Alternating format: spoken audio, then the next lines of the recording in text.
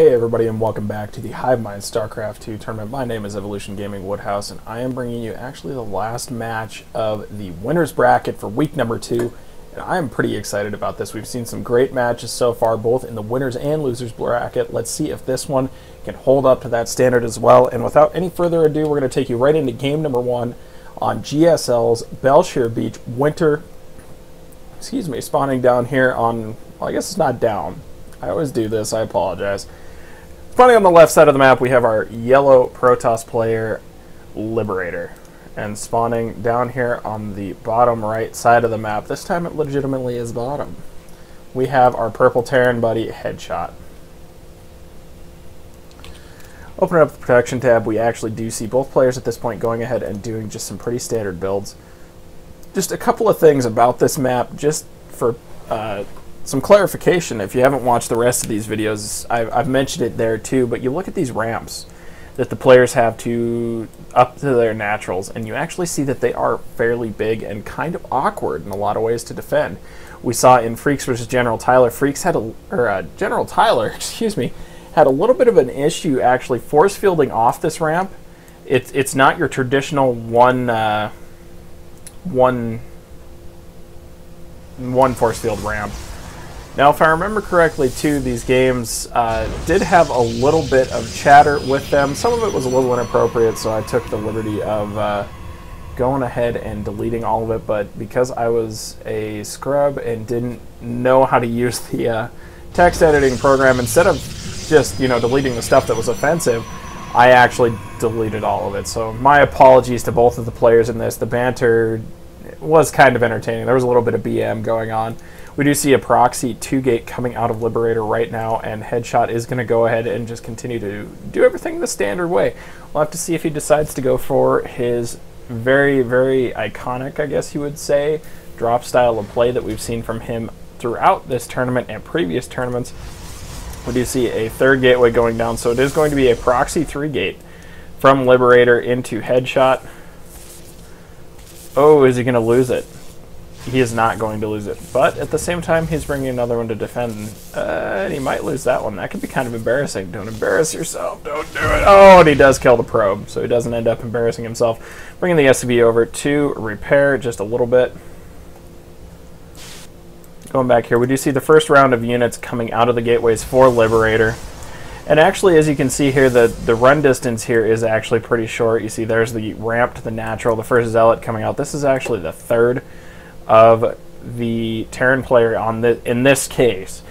You also have the option of coming up here to what is on winter, I guess it is. We have seen a couple of games on summer where this is just a very, very short gold, where you've only got half the mineral patches and one rich Vespene geyser, but on the winter version, apparently it is just a normal mining base. So in reality, you could actually either take that one or this one. This is actually the more protected of the two. You do see that if you walled this off completely, you would have, a fairly easy time defending it.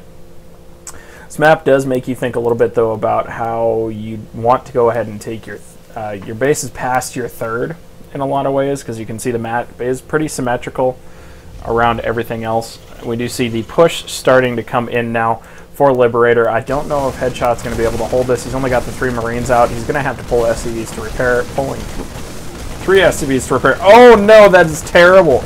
We do see that this wall is not Zealot proof at all. There's a little bit of a gap there that the Zealots can sneak through. That is a terrible, terrible point for Headshot.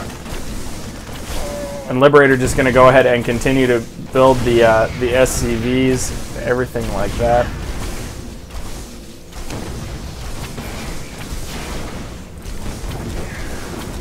Liberator doing some massive damage with these Zealots, and he just needs to make sure that they don't get surrounded by those SCVs, and they are. The SCVs got the surround. He'll be able to contain this for now, but at what price? We go up here and look at the workers killed tab. 10 workers killed for Liberator. That's a huge, huge shot into Headshot's economy. We do see the supply now. 25 for Liberator, 8 for Headshot. We do see another Zealot coming in. They're going to start whacking away at the supply depot that is going up to go ahead and wall this off. I'm just going to go ahead and whack away. Looking back at Liberator's base, we see absolutely nothing going on. The mass queuing action of the probes, we do see that. You all know my feelings on that. There's 3 gateways just continuing to pump out units, as per usual. SCV, I don't know if that SCV, it doesn't look like he's going to. It looks like that supply depot. Oh, is it? Come on, SCVs, repair faster. Oh, and it does look like that is going to be enough to keep that supply depot from falling. The 4 SCV is going to go ahead and repair. Liberator taking 1 shot on the very bottom supply depot, getting that to at least burn. Headshot needs to repair that, but he doesn't really have SCVs at this point. Barely being able to produce out of 1 base. We do see back up here in Liberator's base at the 7-minute cybernetic score. That's a very standard build when you choose your opponent. Headshot handling it like a champ, though.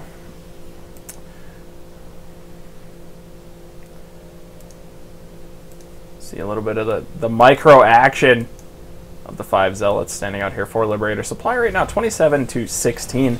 Like I said, for Headshot, that was a huge loss. Now, he does have mules to go ahead and try and catch up, but he does need to continue to do exactly what he's doing now and just keep producing SCVs to keep trying to work his economy back to where he wants it. We do see the 2nd assimilator going down now for Liberator as well. Has not started warp gate research yet, though. I'm not a huge fan of that. He isn't producing out of these either. Probably knowing... Oh, did one get through? Oh, no. How did that happen? Interesting. Nothing being made out of these warp gates just yet. Do see the pack of 5 Zealots coming back up here to try and do the damage again, trying to take out the supply depot. But if this is anything like the last push, we will see that it will be, well, I shouldn't say easily defended, but it'll be defended at the very least. We do see the nice almost 10-minute warp gate timing, and I think it actually, yep, it'll be over 10 minutes by the time it's done. So we're going to call it the 10-minute warp gate timing by Liberator here. The cheese at this point actually has failed. But he did manage to do enough damage to his opponent to cause him to be ahead in this case. Usually when you cheese, you come out fairly far behind due to some economic issues that occur in your base. But actually, I do have to commend Liberator on that front, making sure that he kept producing probes. He is throwing down his expansion now. He does know that he has his opponent contained, but he has stopped probe production in his main when he actually could just be sending them over here to the natural to go ahead and work away at that. The Marines coming out to try and fend off any contain here. The tank also joining in the battle. We have 2 siege tanks out now, 4 Headshot, both with siege mode actually. So this is kind of a scary position for Liberator in the sense that this could actually get broken if he isn't really careful with a lot of this. The expansion for him is just about done now. You do see another gateway going down in his base. So we do have the 10-minute 4-gate push, I think, that's coming on. We do see the gateways just now finishing. He has no forward pylon, though. Using this as your forward pylon isn't going to be the most effective thing in the world, especially if Terran gets any sort of momentum going behind him at all. He can push and break whatever you did. So actually for Liberator, this is kind of a scary position right now to be in. He is throwing down a 2nd pylon here, though, to help. Again, not, in my mind, not close enough. Okay, there is another proxy pylon that'll help with this reinforced distance a little bit. Like I was saying, though, if this push would have been broken by Headshot in the early enough stages with no proxy pylon, even remotely close, that basically could have shut down this push for Liberator and probably would have cost him the game because he doesn't have any way to back these units up. We do see the units from Headshot coming out now, taking out 1 stalker. Tank sieging up. Going to go ahead and take out the closest pylon. Again, you look at that rush distance. If he was continuing to push, he could have actually probably engaged this with correct micro and been fine, but that's okay. We do see Headshot now going to go ahead and move out, taking what would be his 5th, I guess, maybe 6th, but leaving the front completely exposed. Headshot, that was not a good move by Headshot at all.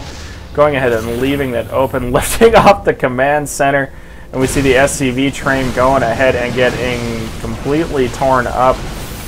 That means Headshot at this point, if we look at the workers loss tab, 25 workers to the 1, the scout of, wow. And now we do see just Liberator going to go ahead and start working away at this base, making sure his opponent can't produce anything. Do see the 3 siege tanks and the handful of Marines are already set up down here, building another barracks to replace the one that was lost, also landing the one that was there, I guess.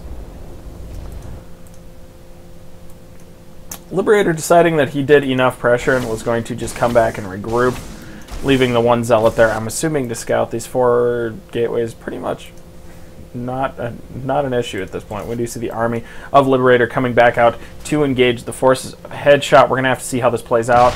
This could actually... Oh, this Stalker's taking a lot of tank fire. There's not actually a whole lot here to soak up Marine damage. We usually like to have Zealots or something up front to do that, but that's okay. There's still no combat shield or stim for these Marines, so it shouldn't really be that much of an issue. And there you see it. The tanks fall. Everything is going to start to fall here shortly. Expect a GG at any point. There's not really a whole lot Headshot can do. While he is sitting on a lot of money, he has no workers. He can't really rebuild anything else. He's going to spend a lot of his time rebuilding his base to get it to a point that's operable. And again, opting to lift off those buildings like Terrans love to do. Supply right now 71-0. At this point, it might just be the bad manner lift. I have no idea. Headshot not in a position to win at all. Those Stalkers just pounding away at the buildings of Headshot. He has 1 worker now. He has 1. And there goes the command center. Leading all of those units to his own expansion.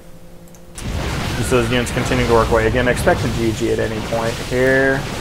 And there it was. There was a GG in there. But like I said, I suck at editing. I'm sorry. But with that in mind, we do see that Liberator taking the 1-0 lead on Headshot on Belshit Beach. And with that, guys, I'll be back with you here in a few minutes with game number 2, I believe, which is on Shattered Temple. So we'll have to see. If all else fails, stay with me.